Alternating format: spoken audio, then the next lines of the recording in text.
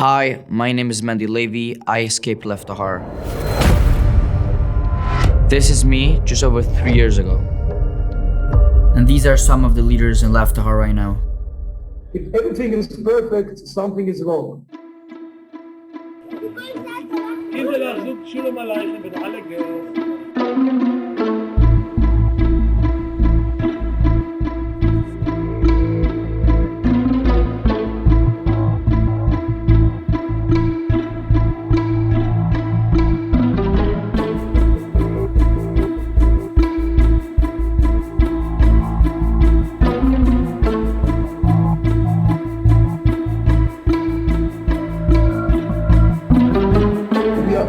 Very happy to see that you are really interesting to get to the bottom, to the truth, because we want people to know the truth. Lev Tahor is a cult that is based on 3 things: anger, sadness, and pain.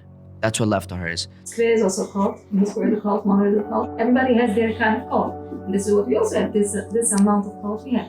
If someone do not want to live in the community, we're going to be more than happy to help them to live. No, right now if someone wants to get out of Lev Tahor, you just can't. Everything is locked.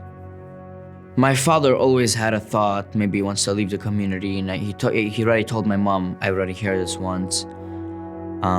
But yeah, I loved my father. The main reason how my father ended up dying in the cold was because Lev Tahor doesn't let anybody go to any doctor without permission. I didn't know that there's a crime or there's abuse if you don't pay for a person's private hospital. Yeah, he could have been alive if they would have let him go before to the doctor, for sure. Since my father died, they basically took away all my brothers from the house with force. For my mother, they said, okay, so now they don't have a father. Who's gonna give them chinuch? Who's gonna take care of them in more like in a religious way? So they said you have to place them in different houses, like in the leaders' houses, stuff like that. Not to compromise our chinuch and our well-being and the feeling of the children. I really wanted to see my mother, and every time I went to see my mother, I just got hit from Weingarten and stuff, like terribly, like in front of my mom's house. She had to hear me crying that I just want to come see her. Every time I look back to it, it's very painful, but I don't know why they did it.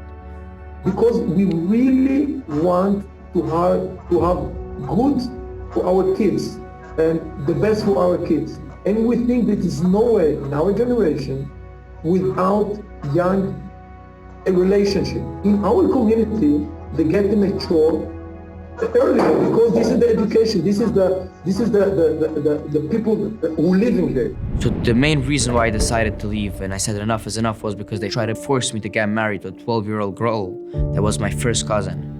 And I didn't want and she didn't want. That the both parents are involved and teachers are involved, they're always gonna find the best solution. He made us cry in the room, like to have to say that I want, you know? When they said young marriages, when we still lived in Canada, when I got married, the youngest was 16, 17, which is okay completely with the legal system. My husband was 16 or something when we got married. We made a regular marriage license, everything, and we waited until I was engaged, who was before 16, and we waited until he should reach the age of 16. So it depends, like now at this time, we do whatever we feel we need to do at this point. If we see according to the story that you have to marry at 10, we'll tell you marry at 10. But it's not according to the story. My wife was 16 years old when I married her, legally in New York. And now, 28 years later on, I can't imagine better life.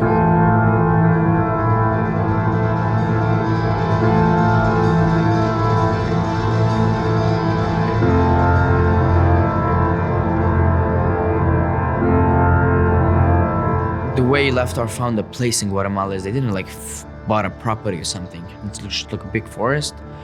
They took a tractor, they literally cut off all the trees, moved the rocks and stuff, and they started building tents. So it's basically wood and plastic. And their roof is a little metal, you know, like aluminum.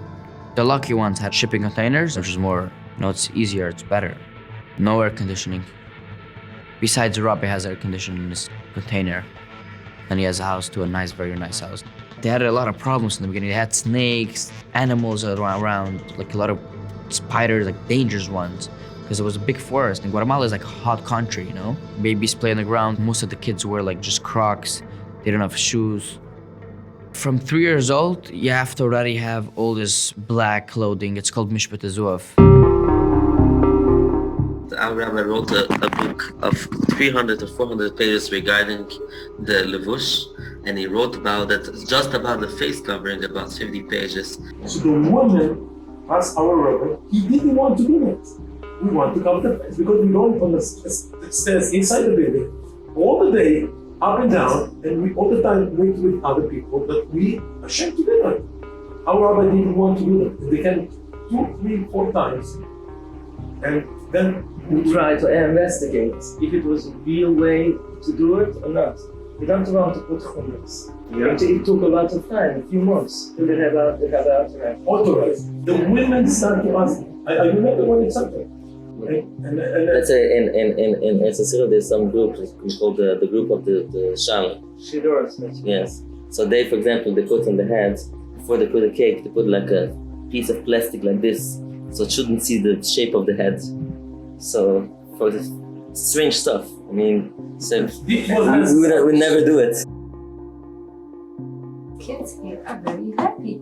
If there wouldn't be any abuse, how could kids be happy? Any abuse possible was happening there. Any abuse. Whatever you can imagine, things that we would ever think that would happen there, yes, everything you could think of. The Provincial Human Rights Commission has released its report into the handling of the children from Lev Tahor.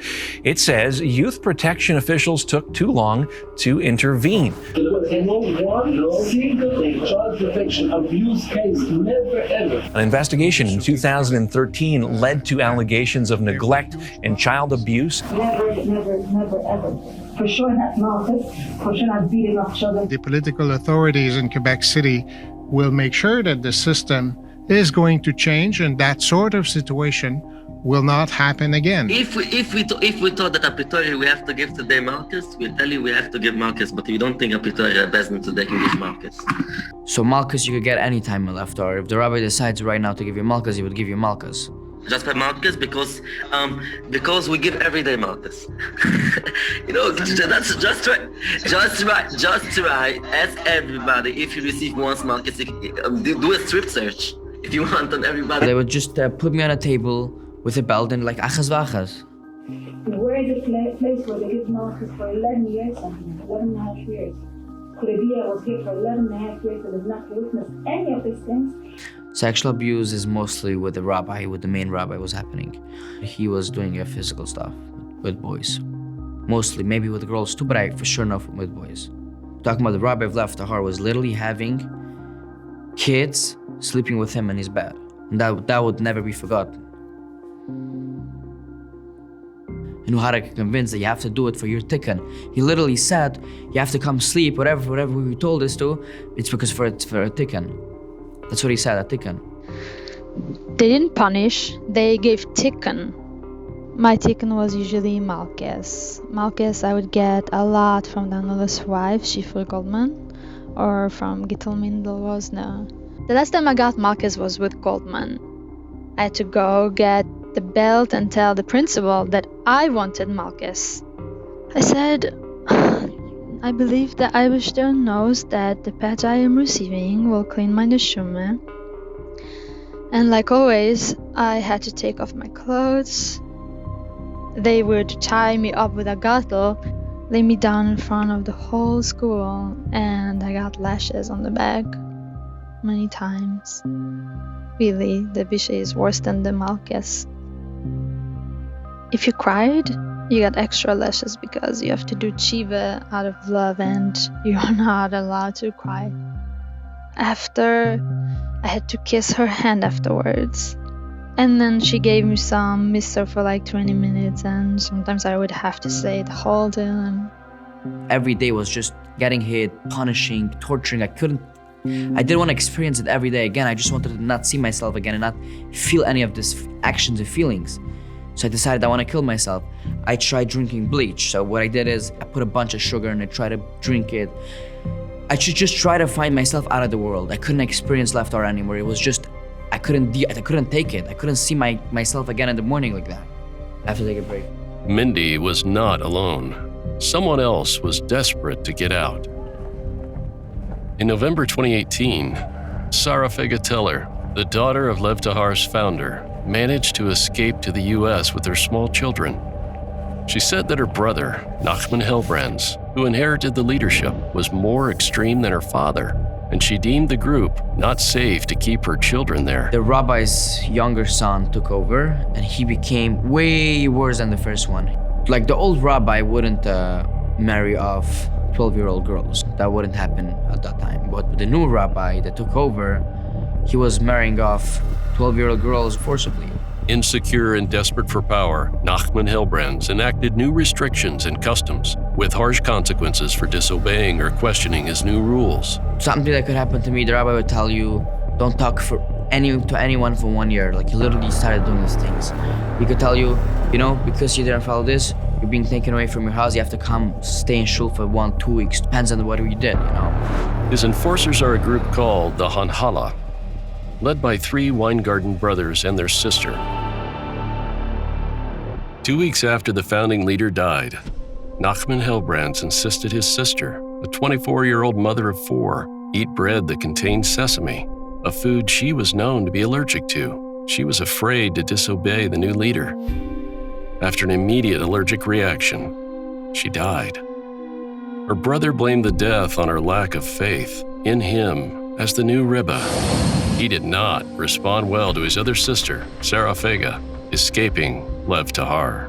According to the U.S. Justice Department, Nachman Hillbrands directed the Hanhala to successfully kidnap 2 of his sister's children from within the U.S., attempting to bring them to Guatemala. There is 2 children, yes, the 14-year-old and the 16-year-old, yes, correct. 3 weeks after the kidnapping, their plan was foiled when they were caught in Mexico with the 2 children. One was a boy, age 12, the other, a girl, age 14. While in Mexico, they reunited the young girl with her 20-year-old husband. Their marriage had been prearranged by Nachman Hillbrands 2 years prior, when the girl was 12 and her husband was 18. She was married, yes? She was married in Guatemala, and because he wanted to return her to her father and save her from abuse, which we had proof that she was abused in the United States, it's called transporting a minor for illegal sexual action. According to the FBI, after the kidnapping, there were 2 other known attempts at kidnapping the children. They charged Nachman Hillbrands and members of the Hanhala for the brazen kidnapping and subsequent attempted kidnappings. It's a lie. It's a lie. Like, this indictment stuck to lies. But let me tell you something again. It's not a lie and it's a lie. I mean, we don't have a problem to go take this girl. You know why? Because it's legal. She's 16 years old. But we never tried to have the 7-year-old or 10-year-old because we never get from them a call for help. Let's say even yes, it's also legal because it says clearly in the law of the federal government that if the child is abused, you may take the child even if it's 14. The Hanhala members charged in this multi-country operation include Nachman Hillbrands, Yaakov Weingarten, detained in Guatemala, March 2021. Shmuel and Yoel Weingarten, arrested July 2021. Meir Rosner, Yaakov Rosner, Aaron Rosner, Matis Yahu, Moshe Molka, Mordechai Yoel Molka, the husband of this Weingarten sister, all arrested in the U.S. With most of the leadership detained, the Weingarten sister is the current head of Hanhala. All 3 of her brothers are awaiting extradition to the United States. That we try to do, that he should be tried here. Because if he's tried here, we got innocent. I don't know why the government of the United States has such a sloppy prosecutors making such a weird job. And they're getting no things even with such a weird job. I don't know if they didn't realize, or Hashem helped us, they made so many mistakes. So many big mistakes that it's their own grave. Because it comes out. They presented, for example, the new charge they presented, they quoted the Guatemalan law regarding assaults. Yes? But this law that they quoted, it's not valid because it was overwritten 10 years ago. So this title, this title is not any more valid than the new title. According to the new title, there's no crime. Because the new title says 14 years and the old title was saying 16 years. So she was 14 years at this time. So according to the new title of 12 years ago, it's like an adult. if she's an adult, according to Guatemalan law. According this chart. So they made a big mistake. Like what it, so for in the United States, it's not such a big problem. Want to try someone and say a quota expired Guatemalan law. But when you come to extradition and you bring laws that is not valid, the other country will not give them out. We're not giving out for that. We came here to save Hashem, and that's what our purpose. So people say that too much is too much. You have to be normal. What do you mean normal? To be like a lot of goyim are. Anyone not following halakha, the laws, the way they see it, is considered a goy, a Gentile. Honestly, he's now a goy.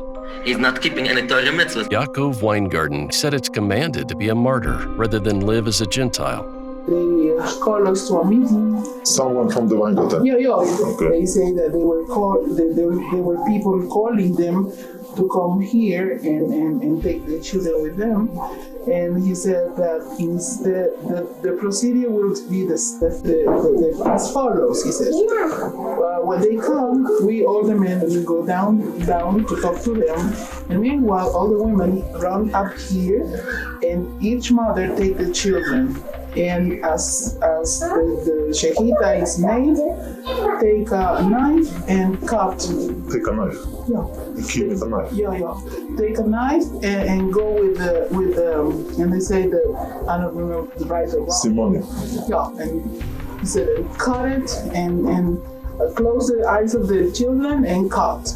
And because you have many children, then you start with the small ones. So the big ones can understand what you're saying. And you as mothers start saying that it's very painful what you're going to do, but it's necessary because the ones that were coming are coming to take the children away. And better the children die, better have children dead than living with the boy.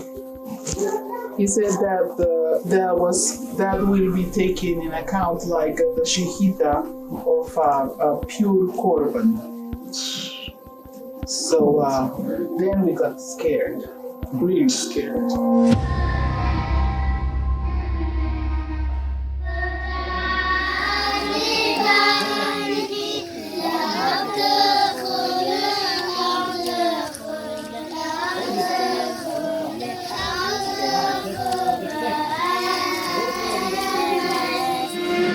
If there's anyone who's funding for Lev Tahor, who's helping Lev Tahor financially, should know they're giving money to abuse people, to torture people. Absolutely. We just raised, I've told you, $400,000. For us is a very, very big amount.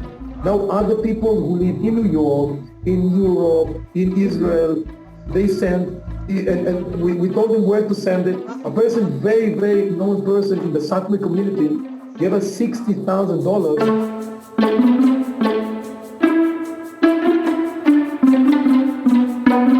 If your daughter was someplace that she's locked up, she's sexually assaulted, and she cries, what will we do? And I can prove it to you. Not if we didn't have the proof of that, we also would never do it.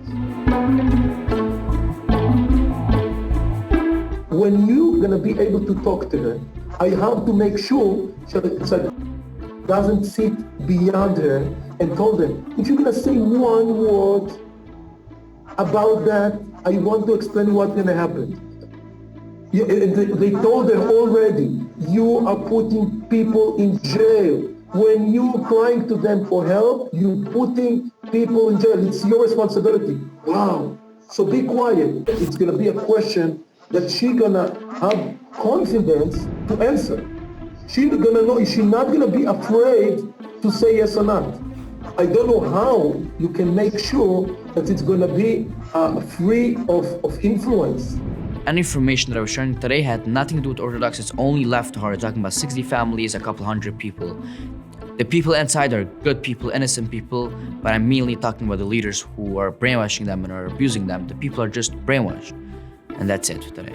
Thank you so much. If we are bad people, not just you don't have to support us. You have to put the people in the right place. If it's prison, it's prison. Absolutely. You are very straight. We appreciate that. I think you should have more betuchen Hashem. You know why? Because you have to have betuchen that if it's a bad place, Hashem has its way how to fix stuff. Okay, you are in a very good mood. So it seems from you that Rabbi Goldman and Rabbi and my brother asking you for help to kidnap them.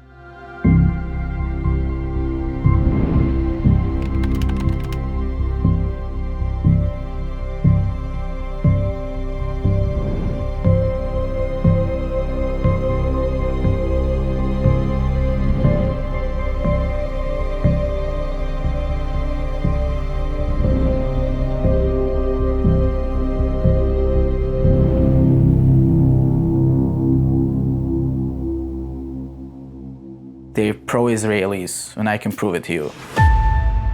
When they were traveling from Canada to Guatemala, the first time I saw other people, first time I saw a different world, so I started thinking, I'm Mendy's older brother, and we escaped like almost at the same time.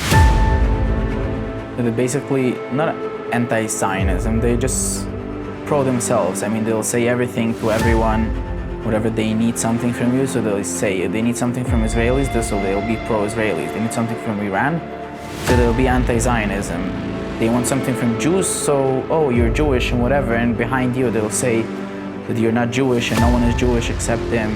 Even Satmar, even the Torah Karta, even Breslov, they think and they teach you that they're the only Jews, and there's no more Jews outside. Mashiach will come just to them, and everything is just related to them.